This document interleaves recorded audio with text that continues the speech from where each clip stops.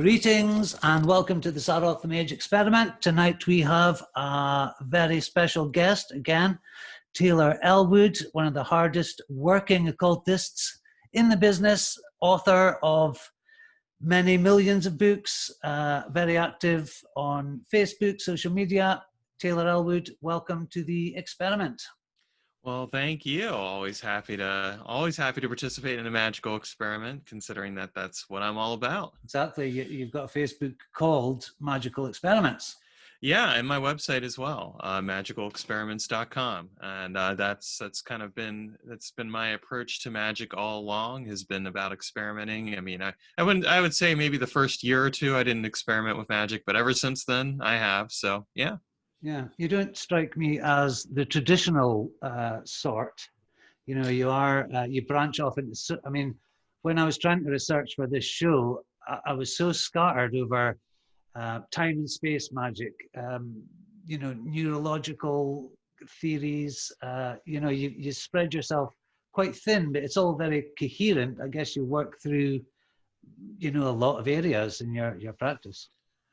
Well, I'm definitely not a traditional occultist, and I find traditional occultism really quite boring, to be honest. It's just not my cup of tea.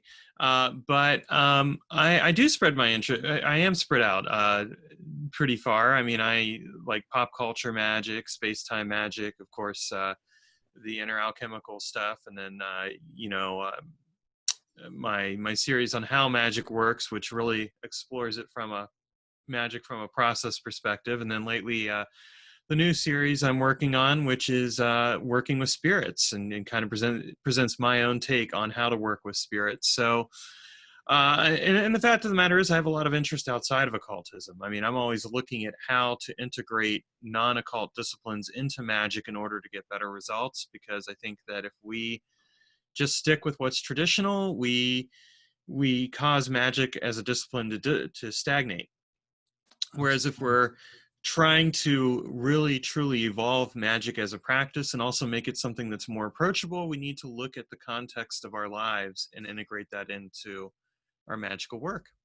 Yeah, I think one of your major themes is the constant need to be working on ourselves. You know, that was always a part of magic for me. That's kind of how I got into it, was how can I fix this terribly broken person that I was by the end of my 20s, early 30s, after 20 years of heroin addiction.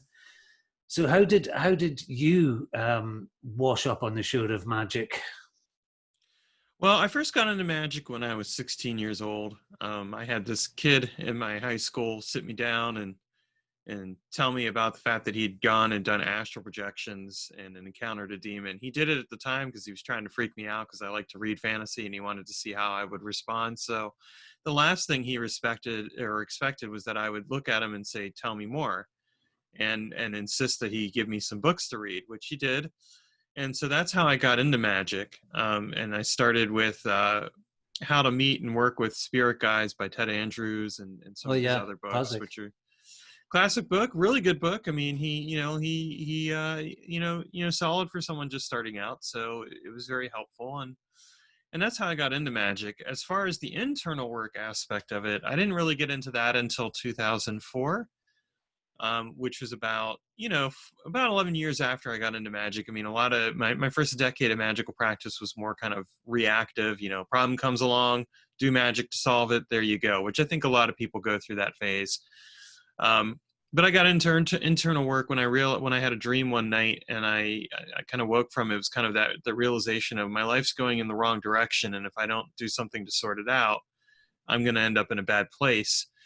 And that's when I started getting into Taoist water meditation, which is a technique of meditation that dissolves internal blockages and emotional traumas and things like that. And I started working on the things that I had repressed and not worked through, and through a good part of my early life, the first 25, 26, 27 years of my life, and I hadn't really worked through. And so needed to do that. And here I am today.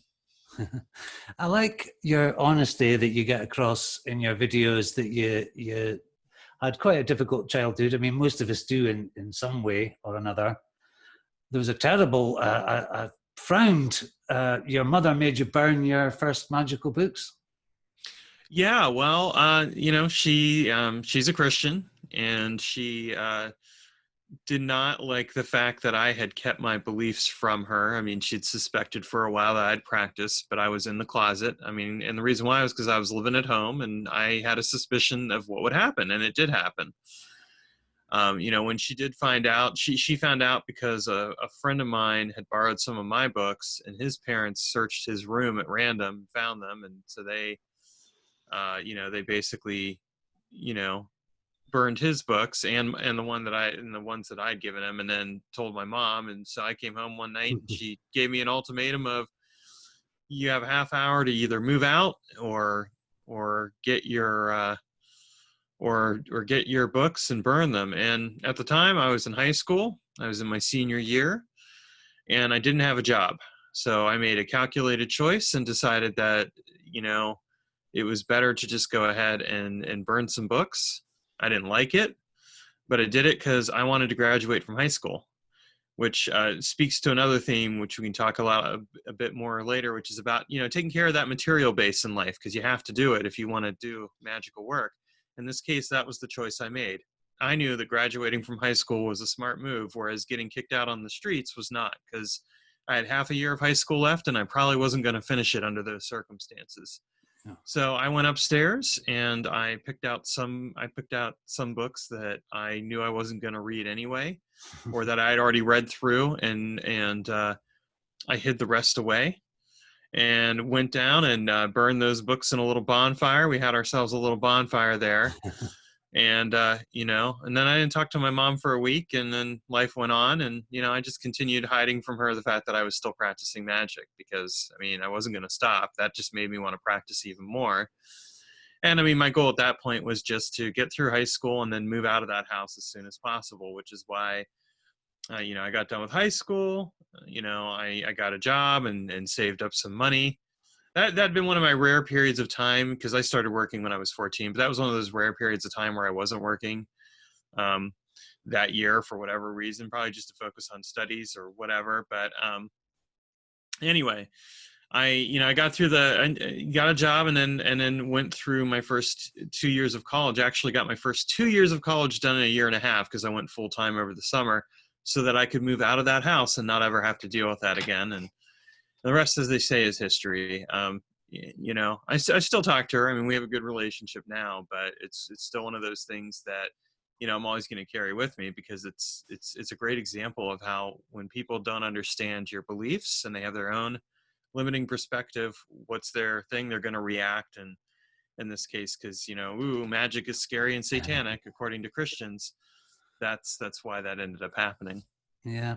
And in my part of the world, I keep going on about how Aberdeen is in, obviously, Scotland and the UK, lowest church attendance in the whole of the UK, very godless society. So for me, I hid magic because anybody into any kind of spirituality was considered kind of weird.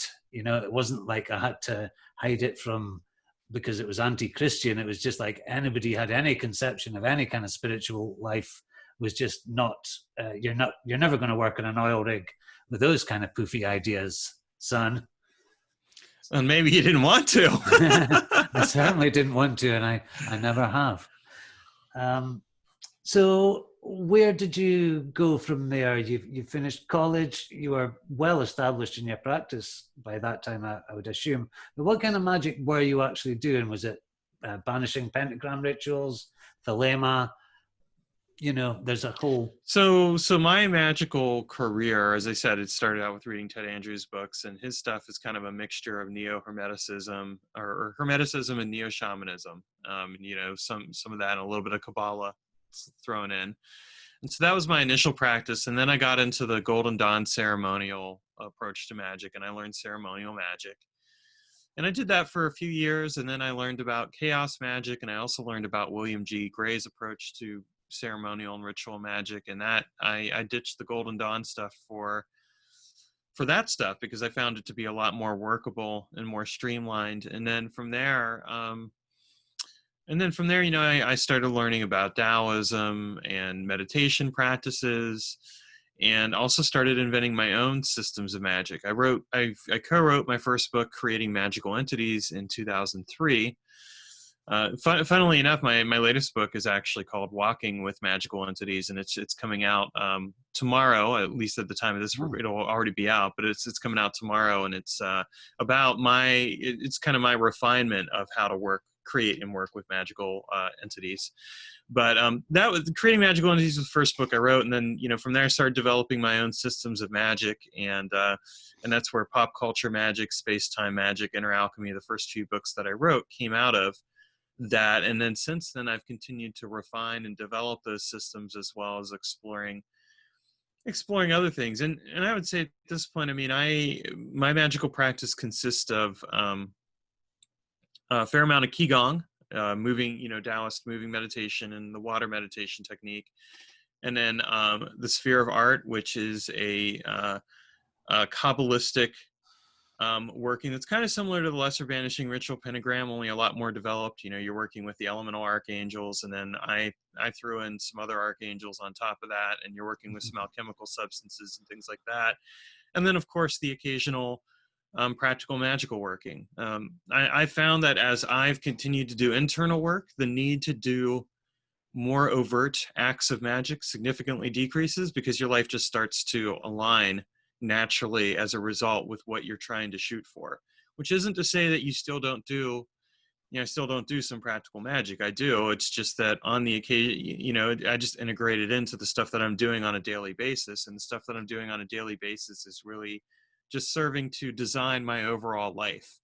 And that's how I approach magic at this point, is that it's about life design. How am I creating and manifesting the overall direction that I want my life to go into, as opposed to just reacting to something coming along? Because that's where we see a lot of magic. Person's going through their life, and then something comes their way, do magic to resolve it. Okay. And then onward with your life. And yeah, it's a very reactive approach to magic. We all do it. But at a certain point, when you turn it around and turn it into a proactive approach to magic, what you're doing is you're creating a life design approach, where things just sort of align and come together.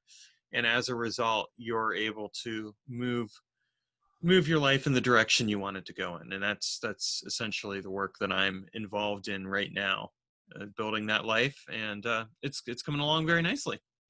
Yeah, that definitely was a similar process to what happened with me. I started with a book called Isis Magic, Isadora Duncan. It was kind of neo-pagan stuff. I moved into a Golden Dawn book called The Art of Self-Transformation, which is really not very magical.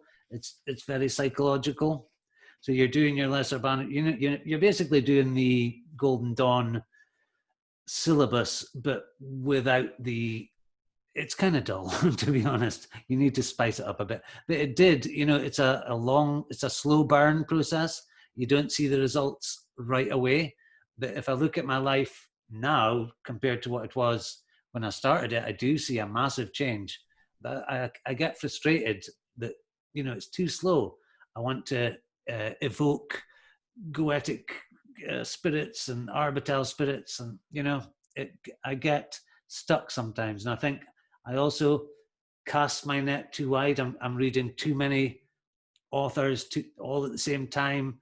YouTube videos, the sheer influx of information we get in a culture at the moment can be kind of overwhelming for someone who hasn't got a firm base.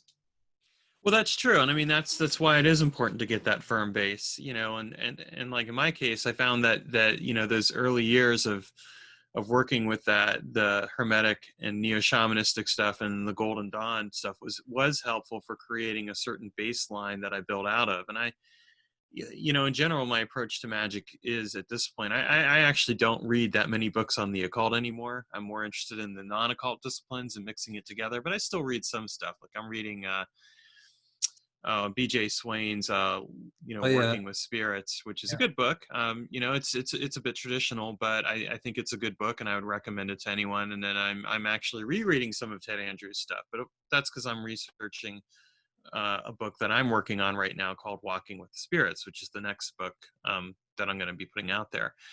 But I mean, in terms of that long-term work, I totally get that. I mean, it is a little frustrating. Like you're like, oh, I want this to happen sooner than later. But I find that if you're consistent about it, the changes really do add up.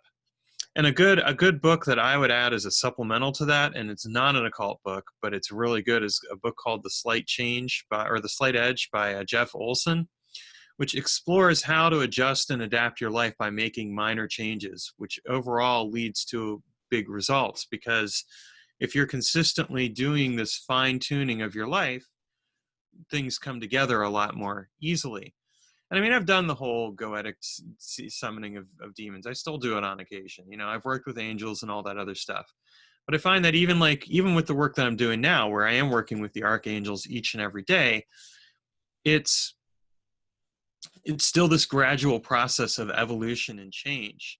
And a lot of people don't think of that when they think of magic. They think of Hollywood magic. They want I want to conjure up a fireball or throw a lightning bolt or fly in the air or do all this other stuff that they read in fantasy books or see on, TV shows and movies. And it's like, yeah, that stuff is great. And if we could do it, that'd be awesome, but we can't. That's not how magic works.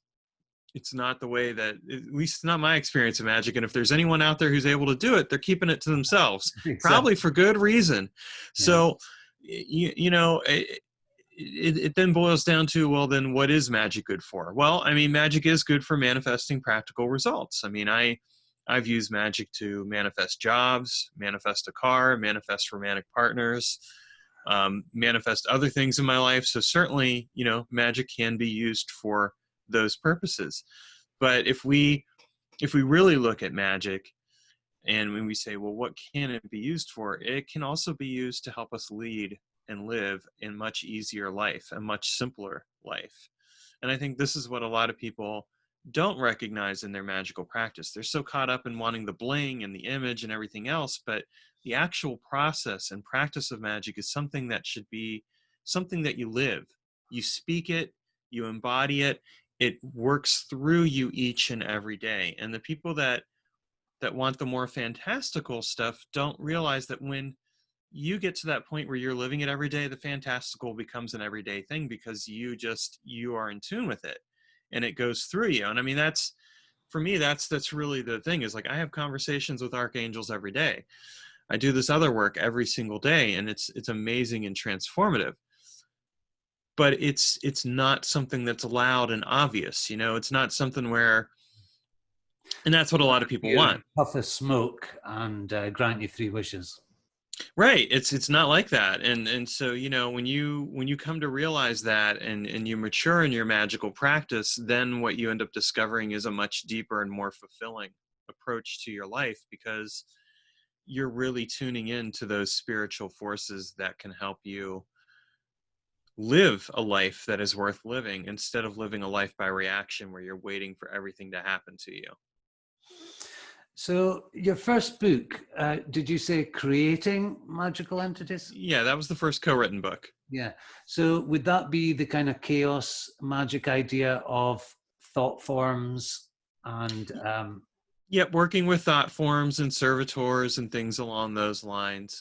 As I said, the new book that's just coming out, Walking with Magical Entities, is a refinement of that original book. It's my own book instead of being co-written, and it presents a much more simplified and yet focused approach to creating magical entities. And I also walk people through, some of my mistakes, as well as some of the things that worked out well. As you know from watching my videos and reading my posts, I'm a firm believer in sharing my blunders as much as sharing my successes, which makes me another oddity in the occult world, because so far as I can tell, I'm one of the few people that makes mistakes. Everyone else just seems to be made of gold, like they can do no wrong. Yeah. But funnily enough, they're not the richest and most successful people in the world.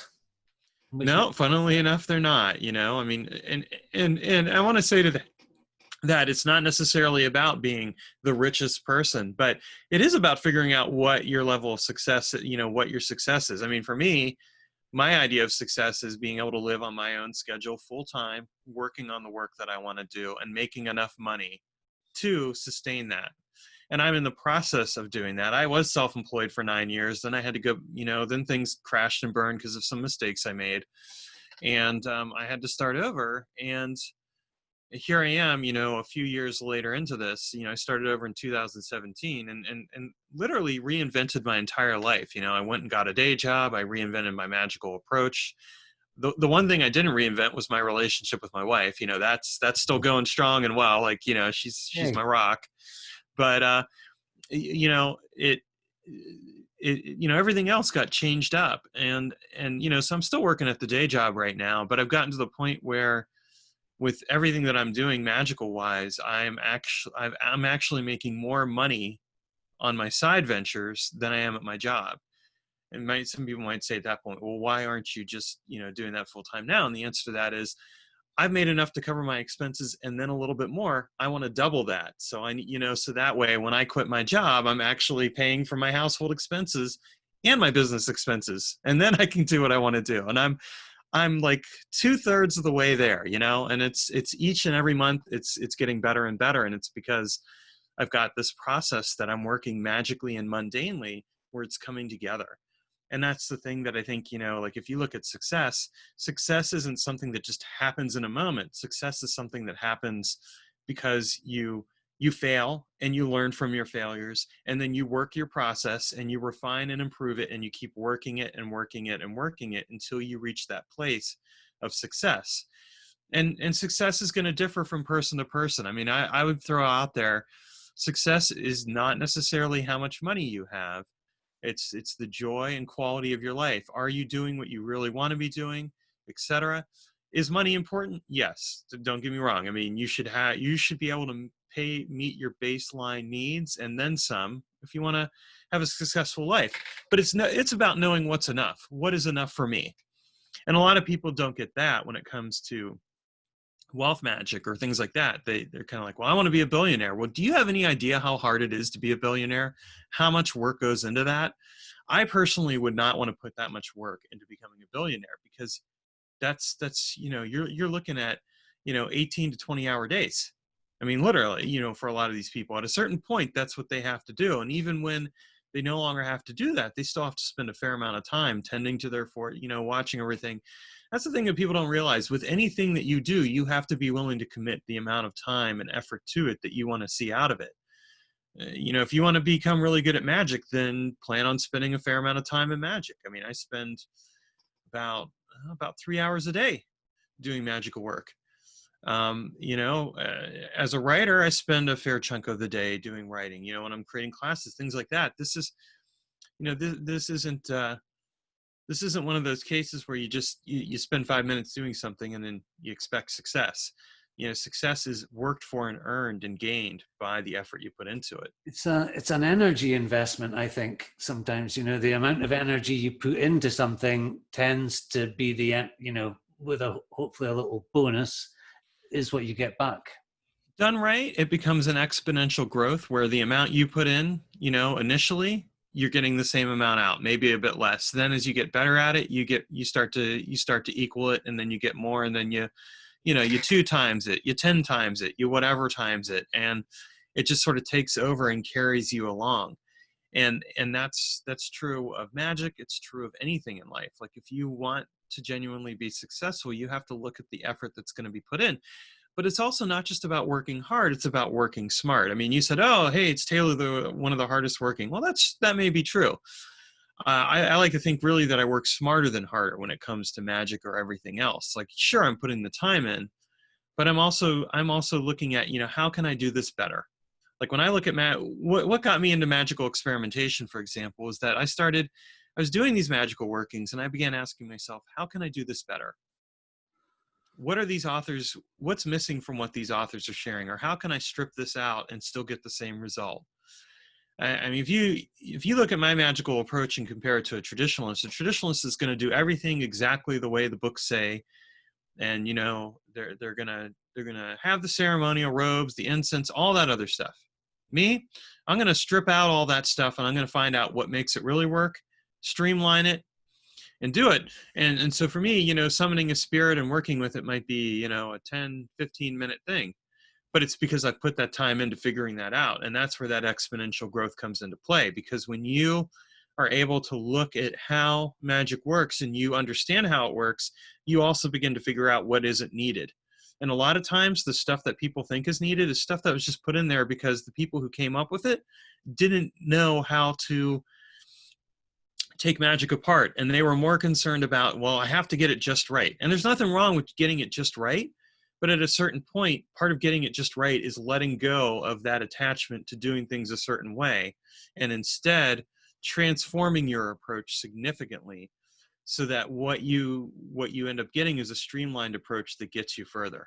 Yeah, that's kind of what I'm trying to get at, but I just don't have the experience. I don't know which bits work and which bits are superfluous, but that's what attracted me to chaos magic, because it stripped away all the kind of, I've never been a great grimoire traditional magic person myself, although lately with the huge rise of, the Stephen Skinner, Joseph H. Peterson, who I totally respect and admire, but they are by the book. You do step A, step B, step, but it's like, God, it just seems like we're moving 500 years into the past. We've got to keep things current. Well, and here's the problem with that. The one thing they never talk about is the cultural context that those books originated out of. Those originated from a Christian cultural context where you had, the Catholic Church was dominant at the time. And a lot of those people writing those grimoires weren't necessarily even practicing them. They were just writing them. It's kind of like, this is a what if scenario. Well, if you're writing a what if scenario, then you have to really question if all the steps even are applicable. And let's say even if they are, why do you want to put that much work in? If you look at the grimoire thing, it's I'm going to call up a spirit, I'm going to call other spirits to smack it around, and I'm going to force it to do what I want it to do. That's just begging for reprisal at some point. My thing is, why not befriend a spirit? If I want to work with a spirit, I don't go and I don't do the magic circle and all that other stuff. And people might say, well, Taylor, isn't that dangerous? Well, not really if you're approaching it the right way, because here's a little principle to remember. What you bring into the relationship you have with the spirit is what the spirit is going to pay attention to. If you're coming in with fear, then that's what the spirit's going to mirror, because spirits are attuned to how we present ourselves. If you come in with hostility, well, then that's what you're going to get from it. You come in with friendship and you're like, look, I want to work with you. I'm willing to do X, Y, and Z. If you're willing to do X, Y, and Z for me, no problem. I have never had a truly negative experience with the spirits. The closest I've come away with is that I came to a point with a couple spirits where I decided not to work with them any longer because, and this was back in 2017 when I was reinventing my spiritual practice, because I realized like I needed to let that go. And we parted our ways. I've never had any reprisal or anything else from those spirits. It was just this isn't the right fit for me at this time. Maybe I'll come back to working with you guys. Maybe I won't. And I ended up reinventing my spiritual practice around that. And I befriended some new spirits and worked with them. But I've never had any of the problems like of a house burning down or some of the other things, like you hear some of these stories Car with these traditional magicians where they, and the reason why is because, they're setting themselves up to have a hostile relationship with those spirits. And, they really need to examine the cultural baggage that comes with those systems of magic. The grimoire tradition has a lot of cultural baggage with it. And the fact that people don't question that kind of stuff is what sets them up for failure, because they're not keeping in mind that, okay, we live in a modern time. You really don't need to do all that stuff. And why would you do it anyway? Like, would you want to be treated that way? And if the magician says no, then it's like, well, then why are you doing that? Golden rule time, folks. I'm not a Christian per se, but I do agree with that particular rule. Do unto others as you'd have them do unto you. Yeah. Let he who is without sin cast the first stone. That's about the only line I know from the Bible, and it's my favorite. So there you go. It's got nothing to do with the other thing, though. But how do you perceive spirits? It's always kind of baffled me. I always came into magic thinking, okay, it's like the Crowley thing, the spirits are part of the human brain and all that. But I'm gradually becoming to accept that there are pre-existing entities out there that do not depend on humans for their existence. Well, I would argue that really, I don't see spirits as a psychological extension of the mind. I think that that's not an accurate approach. And I mean, let's just put it this way: we can look at Crowley. You know, I always say, look at the results. Like for anyone, like look at the results. What are the results telling you? Well, if you look at Crowley, the results aren't that great. I mean, really, you know, when you look at his life and where he ended up and everything else, and I know some people would say, well, you know, yeah, I honestly don't get the Crowley cult thing, but that's its own thing. In relationship to spirits, I think of them as objective beings. I mean, they exist. I think they do have a symbiotic relationship with us. I mean, why else are they wanting to? Why are they wanting to interact with us otherwise? They obviously get something out of the arrangement, and vice versa. You look at gods; it's a form, you know, it's worship and devotion. You look at, you know, working with demons, and my experience with demons is that, you know, they generally they want attention. They want more awareness. They want some type of offering. They want some fuel. You look at other types of spirits, it's kind of the same thing. Now, like with angels, what I find, and this is kind of interesting, is that they're not so concerned about that kind of stuff. They're more like, okay, if you want to work with us, that's great, but we're going to give you some missions. Like in some cases, like a couple of the books that I've written recently have really been kind of like, here, we're giving you this information, you turn it into a book and pass it on to people, and that's your payment to us in return for us helping you be more creative and, you know, get where you want to go. Okay, fine, I'll do it.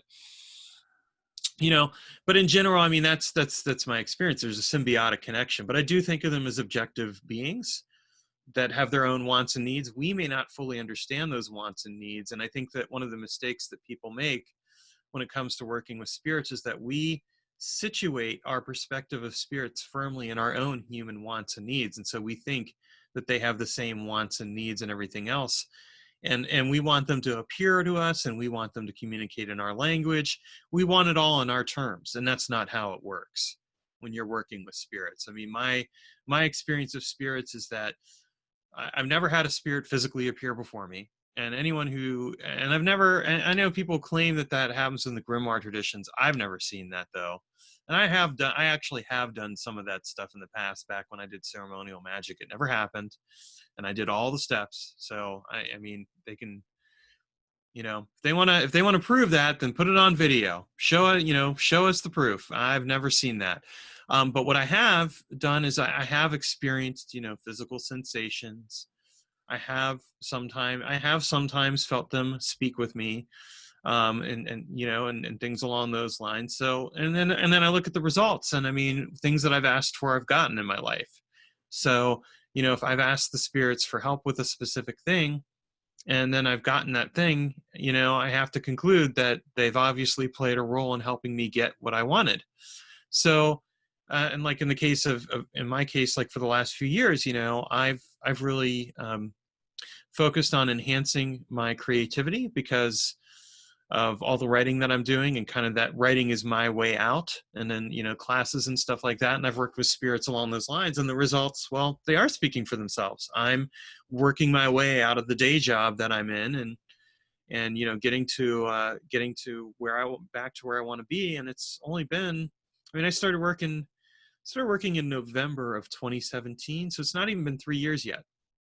You know, it'll be 3 years this November, and I'm hoping to be out of the job by then. I probably will be if things continue to go down the rate that go down the way they're going. So, you know, it's or shortly thereafter. So, I mean, you know, it's you know, look at the results, and this is true for any kind of magic. Look at the results of what people are, you know, are they getting results? Are those results good results? Are they transforming their life? And if they're not, then that's when you want to start looking at, you know, well, what are they doing and what could they be doing better? You know, that's where you start troubleshooting your magic. But people who think, you know, you got to do it this way, I would challenge that and say, you don't have to do it this way. Do it that way to learn it, and then start asking yourself how you can improve on it, because there's always room for improvement. And if someone tells you you're just reinventing the wheel or whatever, don't listen to them. I've had so many people tell me that, and yet I look at where I am now with all the books that I've written and all the things that I've done and all the experiences I've had. Well, you know what? I reinvented the wheel, and I'm much happier with my reinvented wheel than going the way you would have been. you know? Well, it's your wheel. Exactly. It's my wheel. It's my wheelhouse. So another interesting thing, I love to write as well. I've written poetry for a long time. I even tried to write a novel once, but I ended up giving it away in rather bizarre circumstances. But the power, the magical power of writing and language is something that interests me a lot. And then I saw one of your videos today when you were talking about like Thoth and Hermes, who are traditionally gods of language, writing. They're also like prime magical gods. What is it about writing that's so magical? Well, I mean, the best way to put it is that, you know, you have an idea, nebulous idea, and then what you do is you start writing it. What have you done? You have turned that idea into a manifested reality. Now, albeit it's a form of writing, but it's now an objective reality that's separate from yourself. Yeah. And it creates a path of least resistance, because now that you've written it, you have something to look at and remind you that you need to stay on task in order to do whatever it is that you want to do. And if you follow through and do it, I mean, that is a magical act right there. Absolutely. A lot of people don't think of it in that way, but it really is, because writing is really this translation of thought into practice. It's something out of nothing, which is the most beautiful form of magic, is taking something that didn't exist and making it exist just out of the ether.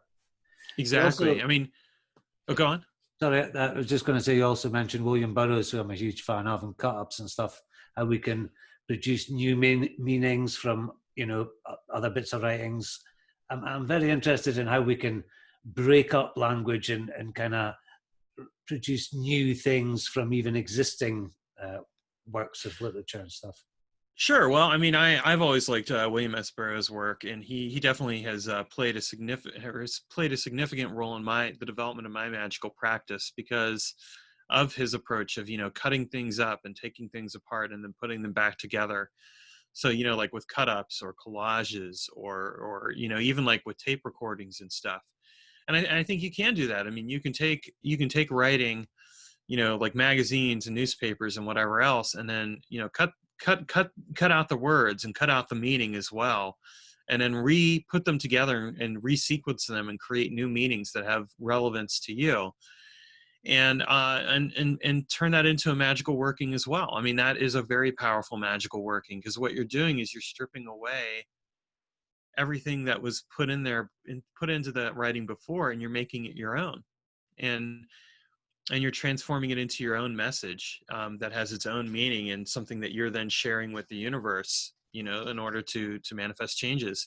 I mean, what makes writing so magical is that writing is really a way of putting thought into action, and it's a way of focusing your creative energy in a very specific direction in order to achieve specific outcomes. And whether you're cutting up other people's writing or you're doing your own writing, you're doing a transformative act that changes the world.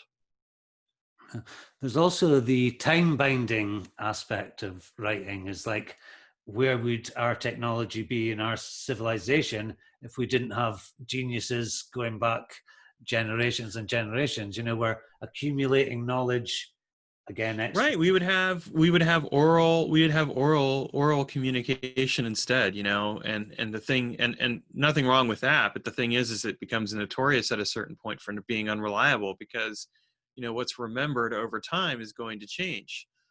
It's, and I've done some experiments with memorization, because I do, like, I have chants that I've memorized that I say each day, but even there's some days where I still get, a chant wrong a little bit, and I'm like, oh, okay, I know that was wrong, but I continue on, because, you just got to do what you got to do. And the meaning and effort is there, but with writing it makes it affixes it to an objective reality. It's no longer reliant upon your memory. It's no longer reliant upon your subjective experience. It's something that's separate. And so, yeah, you can come back to it, and it definitely does help with the advance of disciplines. I mean, the invention of the printing press was probably one of the most pivotal inventions. This is another bee in my bonnet about the printing press, kind of along with the Black Death, kind of caused the Renaissance, and now we've got the internet, and I'm waiting for the second Renaissance. It's a little bit slow in coming around, but perhaps we are actually living through it, and we just. Oh, I think we kind of are in our time of Corona, right, virus and everything, right? We're definitely living through. Definitely an echo there. Yeah. So. And also, talking of time binding, Magical Identity, your book, you talk about the Eighth Circuit theory, which is one of my favorites. Leary, Wilson, and then Antero Ali, is it? Yeah, Antero Ali.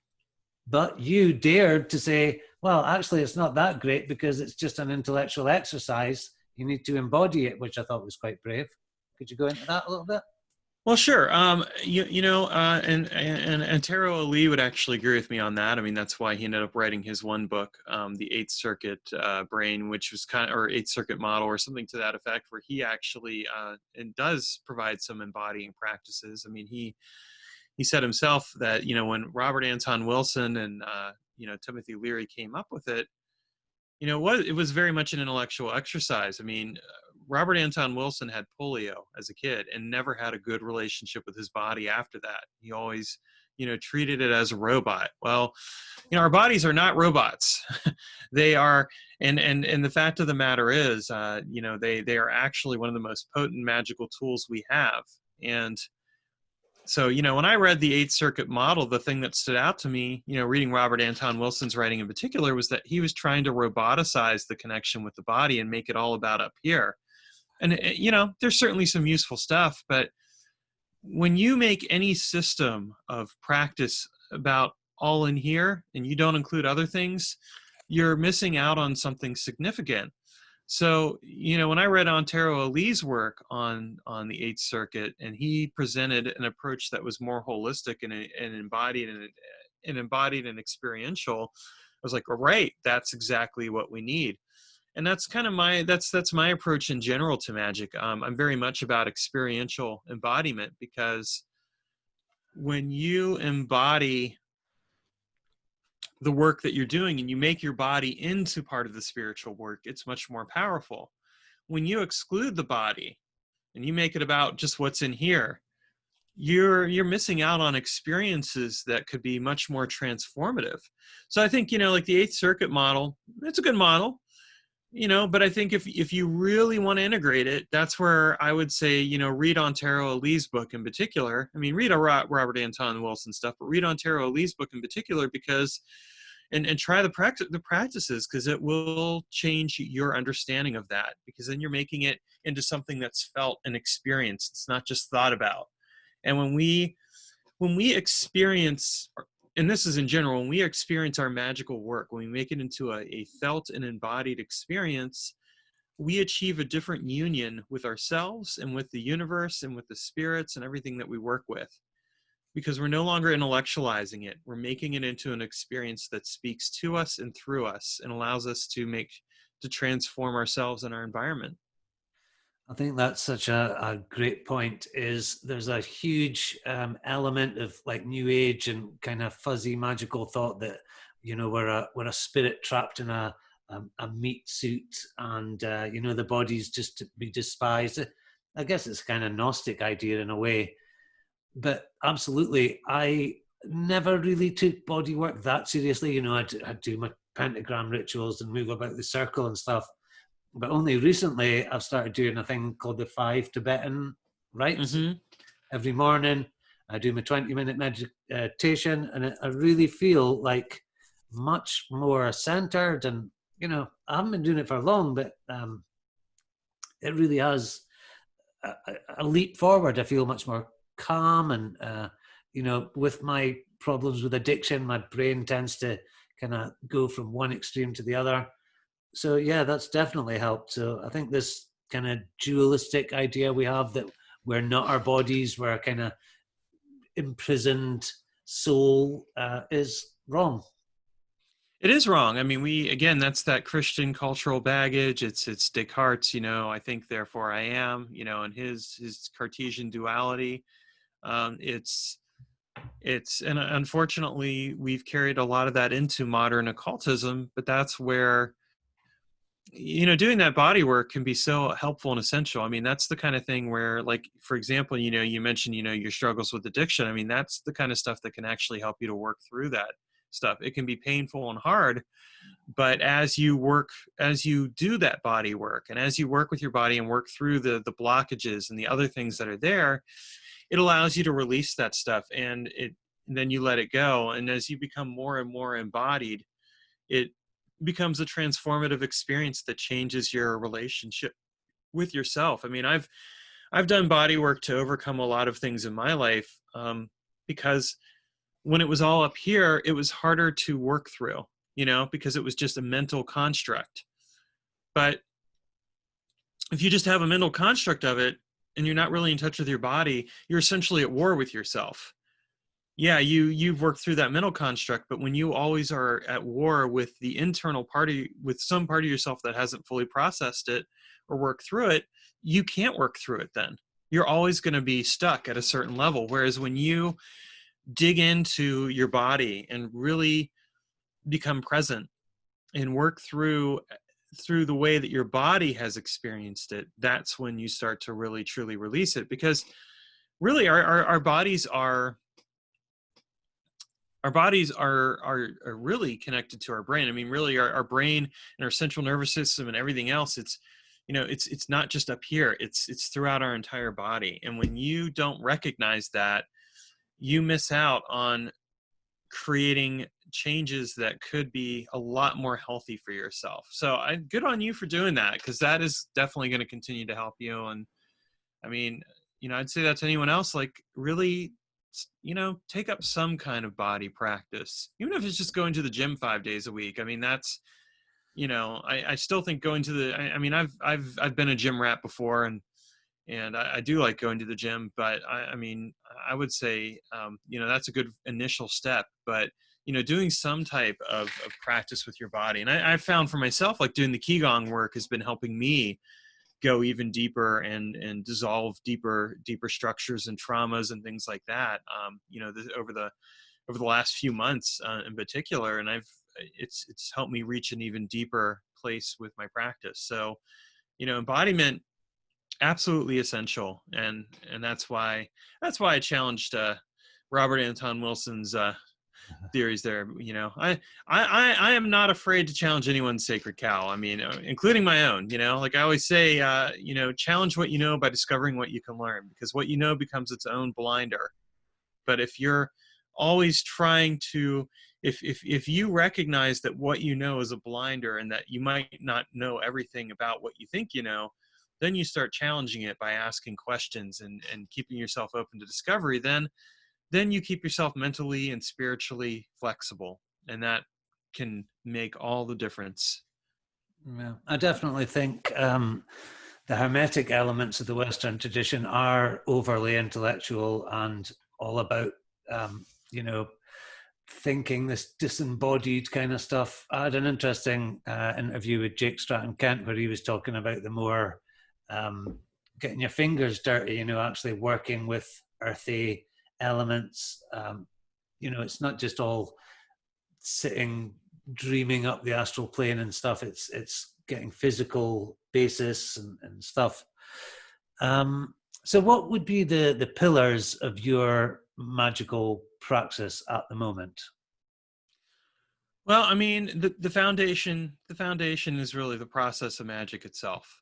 How does magic work, and what can we do to learn more about that? And then I would say, right now, I mean, for me, the practice is really with the sphere of art and the Taoist Qigong exercises, and really that's all of that relates to my interest with inner alchemical work and with the space-time magic work, because all of it is related to that stuff.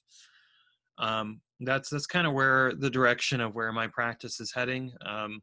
I still have some interest in pop culture magic and stuff like that. I mean, I wrote the books way back when, and they're good books. It's a good system approach, but it's something that's not as interesting to me anymore, just because I'm going deeper and deeper into the stuff that I'm doing now, and that's the direction where things are going. But I still think it's important to work within modern context, and I still do some pop culture magic workings on occasion. So certainly not. But it's not as big a pillar anymore as it used to be. You know, like if you talked to me like 5-10 years ago, I would have said that was a big pillar. Whereas right now, it's really the body work, the work with the spirits, stuff along those lines, and of course the continued development and creation of new magical systems to help people become better people. Yeah. So you're definitely see yourself as a teacher and a guide, and something I really appreciate about not only you but the other guys I've interviewed lately. They're all quite big names, but they were only too happy to come onto an insignificant little channel like mine because they have a kind of service, you know, a new agey term, service to others instead of service to self. But I think that's a very worthy thing, you know. When you reach a certain stage, I would imagine I'd like to do it as well, is give people the value of your experience. And, you know, a lot of people struggle with magic. I certainly have for a lot of years. It's like, where am I going? What does it all mean? Is this real? You know, so many questions. And the more work you do, it kind of throws up more questions and you're never getting to the answer, you know? Well, but that means you're doing it right, because you are asking questions. I mean, if you think you've got all the answers, that's where I go back to challenge what you know by discovering what you can learn. You know, the people who think they have all the answers are the people who are going to trip themselves up, because they're going to encounter something that's unknown. Whereas if you're always asking questions, you're doing it right. It may not feel that way. I mean, and it can be, I mean, it can be scary sometimes to really recognize, well, here I am, this very fallible human being, you know, I make mistakes, et cetera, et cetera. But I'll tell you, I mean, I make mistakes all the time. I am not by any means an enlightened master or perfect or whatever else. You know, and if other people think that I am, I mean, they can think that if they want, but I'm going to tell them I'm not. You know, I'm just doing the best I can each and every day. You know, now for me, you know, have I found some answers? Yeah, I have, but I'm always willing to challenge those answers, you know, because who I am right now is not going to be who I am tomorrow or the day after. And there may be things that come along that change that. And so, you know, I think like if you want to be, I think you're being of service to the community by doing stuff like this. I mean, thank you for having me on. I'm honored and humbled that you would be willing to have me on here. You know, it's been a long time since I've done podcasts, so it's kind of nice to be getting interviewed again. But you know, it's really about, with anything, it's about coming at it from the right place. And for me, it is about serving my community. I mean, certainly I'm on my own journey and doing my own work. But if reading my books and watching my videos and taking my classes or anything like that helps someone, then great.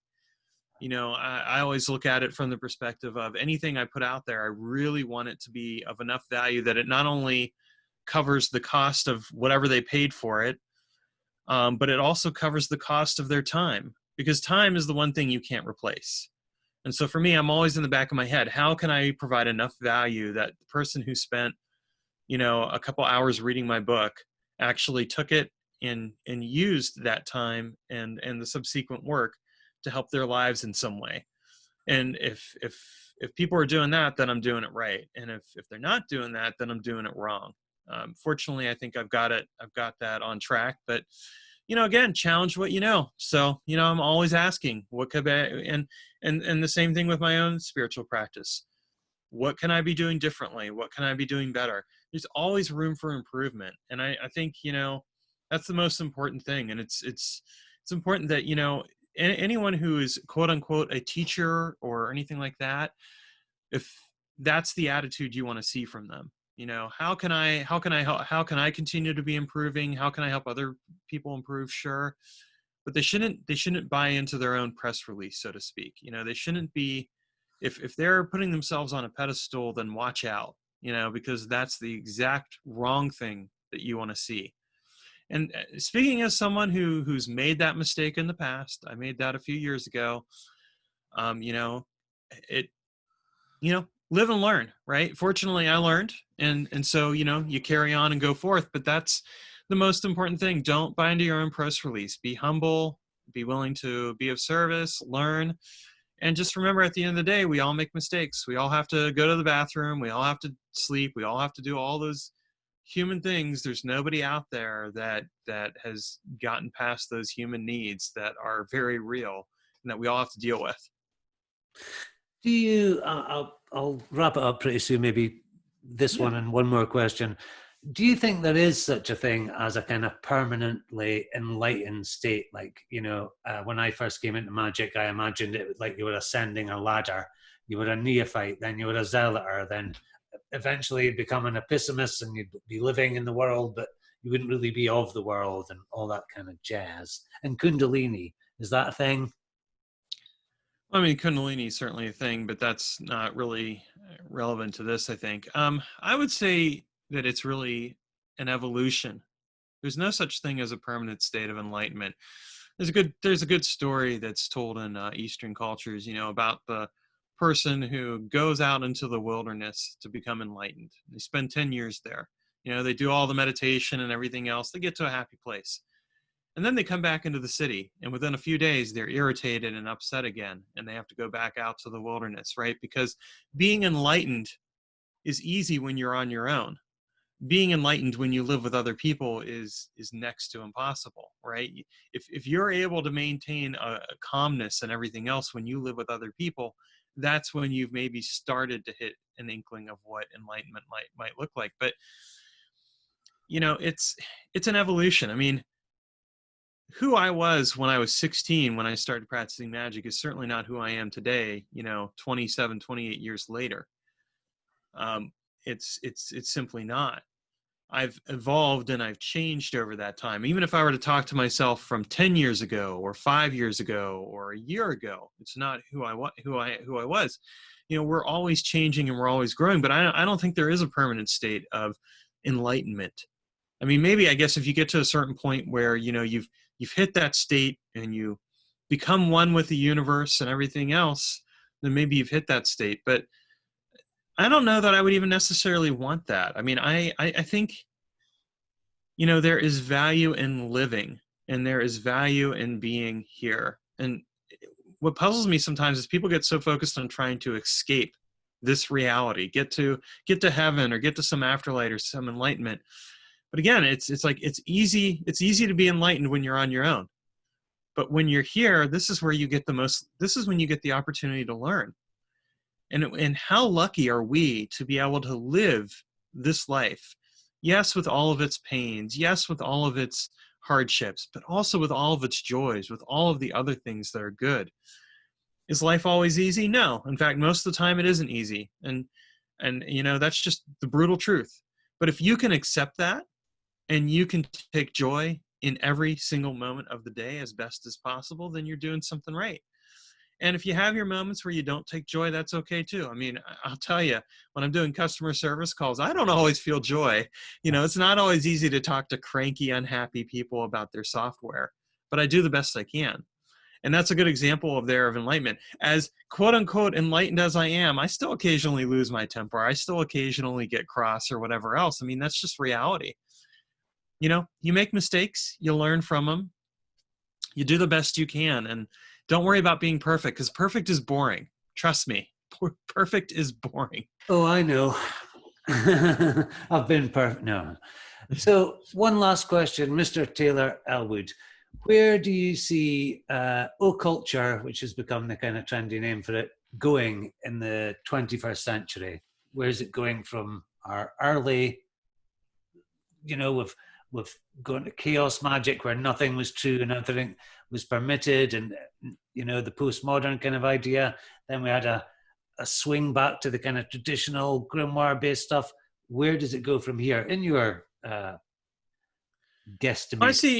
I see a couple I see a couple different movements. I mean, you have on the one hand, you have the grimoire movement, which I don't think is going to go away anytime soon. I mean, I think people are going to stick with that as long as they think they can get something from it.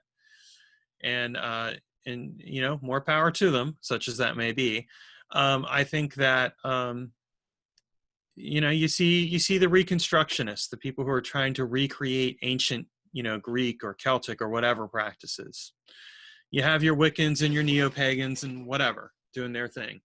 And then, you have people like me who are just focused on the evolution of magic and where it could go.